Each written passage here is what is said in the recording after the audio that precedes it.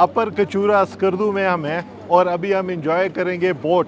आप भी हमारे साथ इंजॉय करें। मेरे ख्याल में अगर आप अपर कचूरा आते हैं और इस लेक की तरफ आप आए हुए हैं, ना सिर्फ यहाँ पे आप जिप लाइन और बोट इंजॉय करें बल्कि आप विजुअल्स देखें, आपको खुद ही आइडिया होगा कि कितना ये एक्साइटिंग है।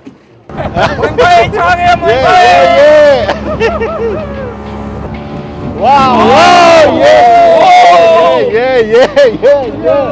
ये मैं